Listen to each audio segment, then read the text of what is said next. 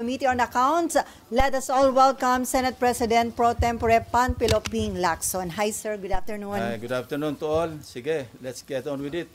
Okay sir, una muna. Diretso na. Handang-handa ka na po ba na pamunuan uli ang Blue Ribbon Committee at wala na pong atrasan yung pagbabalik nyo bilang Blue Ribbon Committee Chairman? If elected, sige. Sinabi ko na kay SP, I'll accept. So ready na ho uli kayo sa posibleng pag-question ng ilang senador sa ano magiging decision o hakbang nyo sa investigation sa flood control ng Mamalis? That much diniscuss din namin na pareho pa rin. Walang magbabago. Kung saan kami dala ng ebidensya, di doon. And sir, tiwala kayo na hindi naman madidestabilize ang leadership ni SP Soto once na magbalik kayo bilang Blue Ribbon Committee Chairman? Well, anything goes. Kung doon mapunta, nag-uusap na rin kami tungkol doon. Pero ano yung nakikita nyong chance? Sa ngayon, wala naman po. I don't think so. That much inassure naman ako ni Senate President. Nakausap niya, I think nakausap niya yung mga kasamahan namin. Mukhang okay naman. And then sir, tuloy na tuloy po ba yung panibagong hearing ng Blue Ribbon sa November 14? Hindi ko pa na-coordinate kay Senator Sherwin kasi siya yung chairman ng Finance Committee. Hingin ko yung Friday kung pwedeng ibakante niya. So, tentative pa po yun, sir? Kung mabibigyan niya ng puwang, tuloy yung Friday hearing. And then, marami pong curious dun sa sinabi niyo na isa sa mga invited ay very important witness. Gaano po ba ka-importante ang kanya magiging testimonya, sir? Importante kasi pwedeng ma-wrap up yung lahat ng pwedeng o kailangang malaman patungo pati sa prosecution sa conviction. May mga bago po siyang magiging revelation na hindi pa na-reveal ng mga previous witnesses? Yeah, naturally and surely. So may nagsabi na ho siya ng affidavit, sir? Wala pa. Pinapa-finalize ko yung affidavit within the week. Kasi base sa kwento, saka base do sa mga dapat ebidensya, mga dokumento, ledger, digital files, lahat ng notes. Kasi sabi ko sa kanya, kung magme-mention lang ng pangalan na walang suportang dokumento, wag na lang mag-mention kasi baka makasira lang ng tao. So, maski may personal knowledge, kung wala naman siyang supporting documents, wag na lang magbanggit. Sir, yan ang aming usapan. Siya po ba nag-volunteer na lumapit po sa inyo para sabihin mag-testify siya sa Blue may Ribbon? conduit actually na nagparating. Ano po ito? Government official? Walang balita kay Gutesa, and that's the reason why I thought of reviewing the CCTV of September 25. It was not my intention to spy on Senator Marcoleta. Ang talagang reason kung bakit pinahanap ko yung CCTV footage, para magkaroon kami ng clue kung sino yung pwedeng kasama niya, na pwedeng mapagkilanlan, na pwedeng ipaabot sa kanya yung invitation through that person. Kasi nga, nawawala siya. And we need him to sew up yung kanyang mga na-testify na earlier, or kung meron siya mga additional na documents or ebidensya to back up his claim in his sinumpang salaysay. Naghahanap din kami ng magko-corroborate doon sa kanya mga sinabi. In fact, si Senate President Soto was in touch earlier with Senator Bato de la Rosa. Because sabi ni Senator Bato, meron siyang ipipresenta na magko-corroborate kay Gutesa. And I just thought na baka yung si Paul or yung Mark na minention. But nung kinumusta ko kay Senate President, sabi ko, natatandaan ko may sinasabi si Senator Bato, why don't we pursue that? Kung po pwede niya maipresenta kasabay sa hearing sa Friday. When he checked, sabi ni Senator Bato, ang balita niya, mukhang nag-join up na kay Gutesa. kay Congressman Saldico sa Europe. So baka and we're still validating, kung yun ang sabi. So madali naman yon. We will check with immigration kung meron talagang departure, assuming na they use their real names.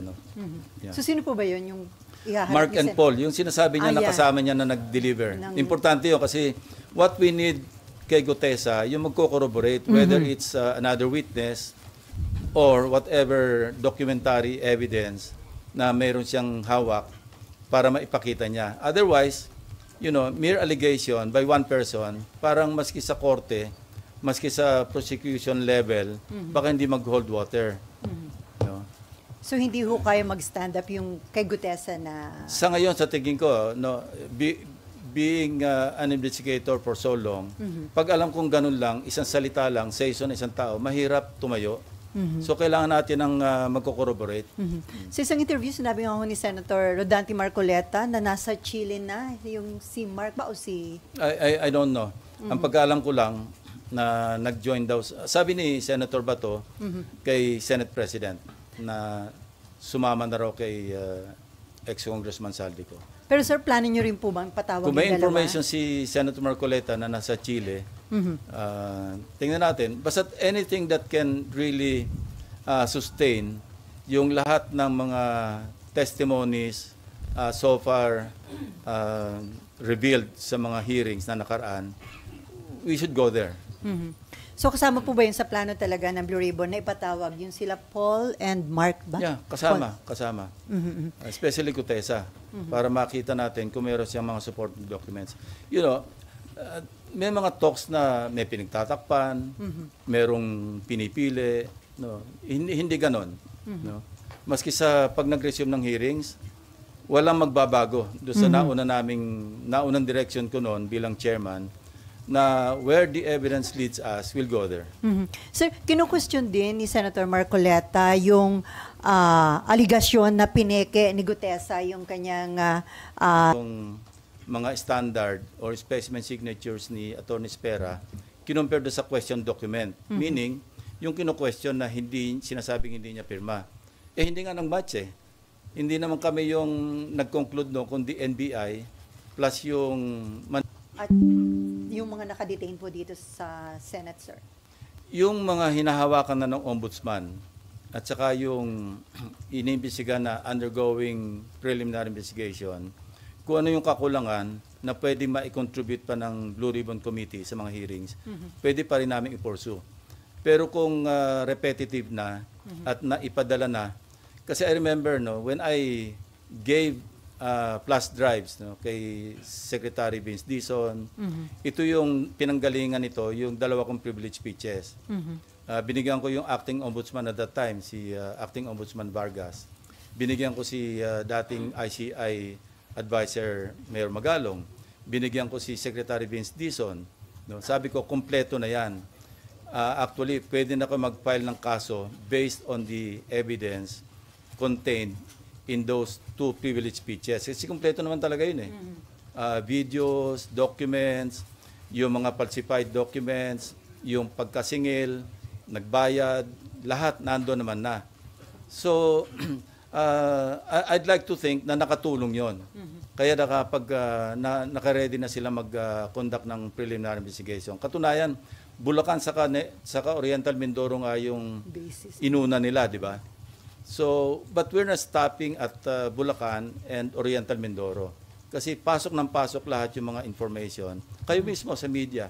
Di ba? Ang dami nyo na nakakalap na ebidensya because people have become conscious at saka talaga naging kaya natin para talaga masustain yung effort ng government to really get to the bottom of all these issues, all these anomalies, at para mapanagot talaga yung dapat managot. Otherwise, kailan naman ulit ito? After 5 years? After 10 years? So, walang katapusan. It has become a vicious cycle. So, yun. We're there right now and we intend to continue. So, yung iba na nakapag-testify, kung repetitive lang din, hindi na po paharapin? Yeah, pwedeng hindi na paharapin. At kung pwedeng naandyan sila, pero kung ang sasabihin nila, nasabi na nila, what for? Parang ano lang yun, redundant na.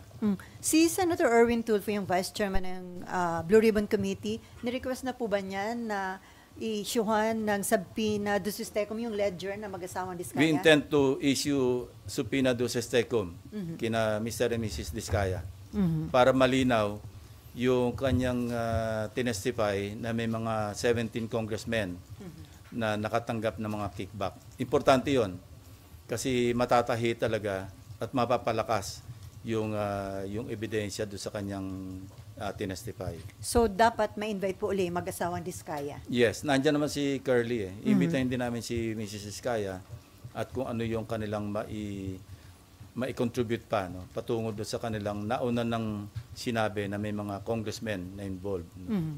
So sir, itong investigation sa flood control anomalies, sa tingin nyo magtatagal pa o ilang hearing na lang po ito? Well, I think pwede nang i-wrap up at least yung flood control projects, yung GOS at saka substandard.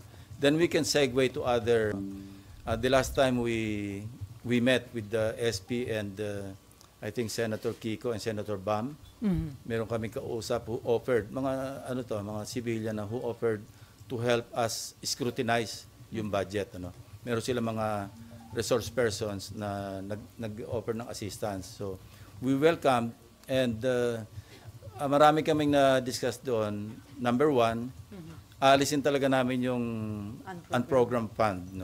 Ang program appropriations, matitira lang yung sa foreign assisted. Of course, yung sa special purpose, yung contingent, yung mga quick reaction fund, hindi naman pwedeng alisin yon kasi paano kung mayroong calamity. Second, yung full transparency. Na-discuss na namin ito and we agreed with the Senate President, Senator Gatchalian, na hanggang sa BICAM, fully transparent. Hindi pa lang niya raw na-figure out how to go about it. But ang initial step is, hindi na pa pwedeng mayroong alien na papasok doon sa disagreeing provisions. We will limit, for easier monitoring pati, we'll just limit ourselves to putting up a matrix o kaya just juxtapose lang yung House version against the Senate version, and we will confine or limit ourselves to synchronize, to reconcile the disagreeing provisions. Hindi na po pwede yung wala naman sa House version, wala naman sa Senate version, papasukan natin ng kung anong version. Wala na yon. Kasi that's the real intent or purpose of the bicameral conference, especially sa budget. Reconcile the disagreeing provisions. So at least along that line, nagkakasundo kami, and that's a good step para talaga maging transparent yung pagpasa natin ng budget all the way to the BICAM, all the way to the enrolled bill. Sir, parang na-miss nyo yung mga budget hearings. So, Yeah. pagdating sa plenary, doon ba kayo babawi? Yeah, kasi na-immobilize nga ako. I was naka-decommission ako for 2 weeks because of my corneal surgery, Kaya, but sabi ko sa mga staff, bawi na lang ako sa plenary. So, we're preparing for the plenary debates and I hope I can still contribute my worth, doon sa pagpasa ng budget. Sir, balikan ko lang yung sa hearing.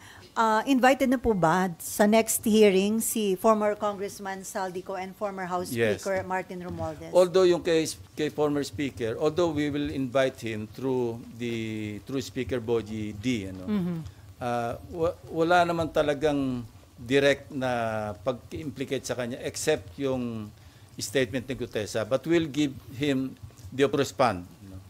But again, in the observance of interparliamentary courtesy, kukurs namin invitation sa kanya through the speaker. Yung kay ex-Congressman Saldico will send the invitation doon sa kanyang established na residence. Kaya lang sir, yung Office of the Ombudsman, mukhang dun sa last known residents, parang they refuse to accept yung pinadala ng Ombudsman. Well, it's up to them, Kasi kung hindi ma-hit yung invitation, ang susunod subpoena. At kung hindi pa rin siya sisipot based on the subpoena, then somebody may move for the issuance of a contempt citation and eventually a warrant of arrest. At yung warrant of arrest, sir, yun, pwedeng hingin ang tulong ng Interpol para arestuhin kung saang bansa siya nandun? Probably, kasi valid naman yung warrant of arrest, yung i-issue ng Senate. So that is as valid as any warrant of arrest issued by the court. I don't know, I'm not sure. But we will try. Sir, may info daw kung sisipot si former Speaker Romualdez sa hearing ng Senate. May advance info kayo, sir? Wala. Iniintay ko yung feedback niya or feedback ni Speaker D. At saka dating Speaker Romualdez din kay SP Soto. Kasi coordinate lang ako sa office ni Senate President or kay Senate President himself. Sabi niya mukhang magkakausap yata sila this week. So sabi ko, pakitanong mo lang sa kanya kung gusto niya magkaroon ng opportunity because this happened before. Ako yung chairman ng public order na mention yung pangalan ni Congressman Veloso, di ba? And they requested me to be given the opportunity to make their manifestation and I gave them that opportunity. So if you remember, yung mga naandito nung previous Congress na yon, di ba pinagsalita namin si Congressman Veloso, si Ching Veloso. So pwede niyang gawin yun. Ano? At kung gusto niya sagutin yung mga allegation, in fact, we're thinking of sending subpoena do Tecum do sa contractor na naggagawa ng renovation noong bahay sa 42 McKinley Road. Ano? At saka yung security agency na naggugwardya ron. So, kung meron silang logbook, ipapadala namin yung logbook dito to find out if indeed between the period December 2024 hanggang August 2025, I believe yun yung period na sinasabi ni Gutesa na nagde-deliver sila ng pera do sa 42 McKinley Road. At kung meron sa logbook na may mga pumasok talaga mga sasakyan, mga vans, or convoy of vehicles, then that's a strong supporting document to buttress yung testimony ni Gutesa, even without Gutesa coming back to testify, I think. Because remember, yung kanyang sinumpang salaysay na naging questionable o forged yung notaryo, that's invalid as far as yung kanyang sinumpang salaysay kung gagamitin ito sa other sa prosecution. But as far as the Blue Ribbon, yung kanyang sinumpang salaysay as read do sa kanyang sinumpang salaysay na written, valid yun because he was administered this oath and ang presumption is totoo lahat yung sinabi niya sa Blue Ribbon hearing noong September 25. So sir, hindi applicable kay former Speaker Romualdez yung pwedeng gawin kay Saldico na kapag hindi humarap, i-issuehan ng subpoena, kapag hindi pa rin humarap, ay pwedeng congressman siya. So hanggang invitation lang ang pwedeng gawin yes, ng Senate. Through the Speaker. Sabi ko nga, interparliamentary courtesy. And by the way, I'd like to clarify, yung interparliamentary courtesy, ito'y binibigay do sa institution, hindi sa tao. Kaya nga interparliamentary courtesy kasi courtesy ng Senado sa lower house and vice versa. Anyway, okay. Amor? Marlon? RG? Ako si Camille. Nahin natin, Amor. Opo. Sir, balikan ko lang po kay Gutesa. Are you bothered by his disappearance? And ano po yung current efforts right now to locate him? Well, obviously, sincere yung efforts to locate him. Ano? Kasi he has to clarify yung kung meron siyang maidadagdag, idagdag niya. No? So, importante yung kanyang presence kung meron siya maidadagdag pa sa kanyang nauna ng pinahayag. No? At saka concerned din kasi hindi na natin alam kung ano nangyari sa kanya. No? May mga claim na nasa marine compound, hindi naman pala. May mga... At saka parang gusto ko rin malaman sa kanya, sino ba talaga yung naggawa ng affidavit mo? Kasi nakita ko yung interview ni dating Congressman Mike Defensor, katulong sila Sinasabi niya na they helped Gutesa draft his affidavit. So, kailangan maklarify din yon. Hindi ba ang sariling gawa ni Gutesa yung affidavit? Kung hindi niya sarili, sino yung mga tumulong sa kanya na maggawa ng affidavit? Ano po yung basa or tingin nyo, analysis nyo dun sa situation? Is he hiding or meron po bang nagtatago sa kanya? Hindi ko alam. Yung guess mo is as good as mine. Ano? Kasi wala nga nakakalam. Tahimik na tahimik. Alam nyo, ganito lang yan. Ano? Kung ang hangad mo, mag-prosecute talaga, makapagpa-convict talaga, dapat hindi siya nawawala. Kasi ang pwede lang mag-prosecute sa kanya, DOJ or Ombudsman. Hindi siya mahanap ng DOJ. Hindi siya mahanap ng Ombudsman. Kung ang intention mo, magpropaganda lang, diyan ka sa Blue Ribbon. At mawala ka na. Kasi yun lang eh. Sa ngayon, di ba, nagkaroon ng isipan sa mga kababayan natin na siya lang ang nakapag-implicate kay Speaker Romualdez. Yun ang... Although kay Congressman Saldico, hindi lang siya, ang dami pang ibang nag-implicate sa kanya, nauna na. Pero ang importante rito, in-implicate niya si dating Speaker Romualdez at nag-iisa siya nakapag-implicate. Pagkatapos nawala siya. So kung ang hangarin mo is talagang logical conclusion, which is to prosecute and convict former Speaker Romualdez, dapat nandito siya. Hindi man sa Blue Ribbon, kung inisip niyang hindi siya makapagtiwala sa Blue Ribbon, humarap man lang siya sa DOJ, humarap man lang siya sa Ombudsman. Kung yun ang hangarin. So now, anong isipin natin? Bakit Blue Ribbon lang at pagkatapos ng isang pagsipot, nawala ka na? So sir, hindi niyo ba tatanungin si Mike Defensor considering na siya ang nagbigay kay Marcoleta? Yun nga, papadala namin yung subpoena through the office of Senator Marcoleta. No? And yung sinasabi niya na ini-spyan ko siya, hindi yun ang dahilan.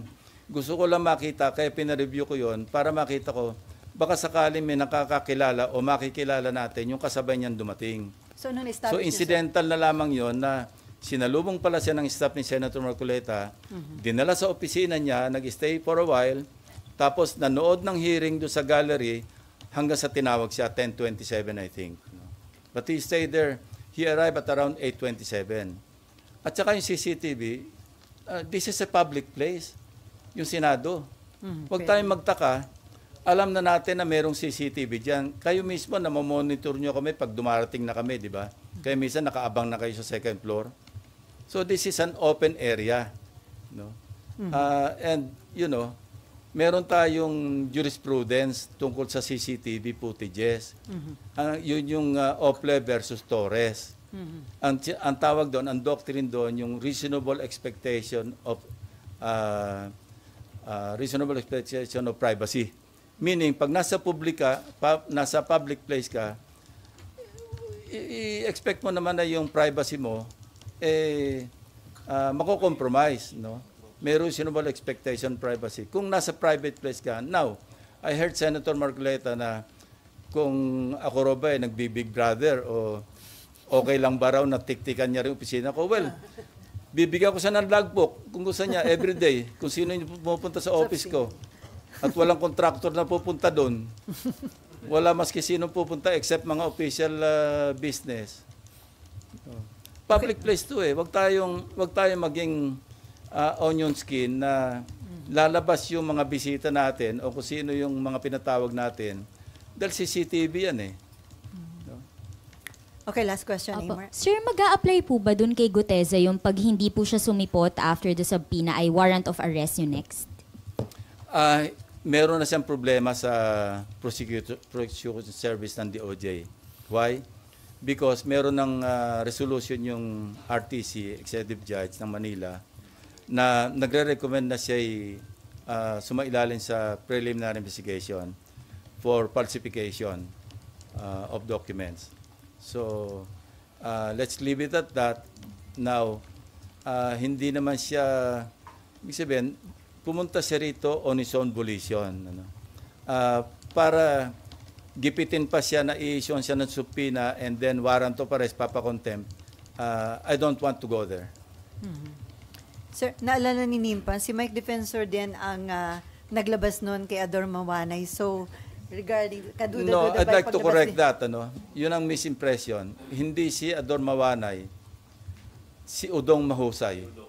Udong. Remember, si Udong Mahusay, yun yung whistleblower against former FG. Di ba?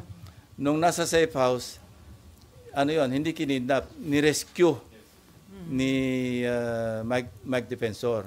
So, nawala yon as witness. Si Ador Mawanay, ewan ko kung sinong sirari ng ulo na nag-recruit, nag-invento ng mga account numbers na meron kaming $700 million dalawa ni ERAP, na in several foreign banks. And, ano lang to, trivia. I myself, kasi nag-aalala ko noon, baka mamaya, dinipositohan nila ako ng pera sa Hong Kong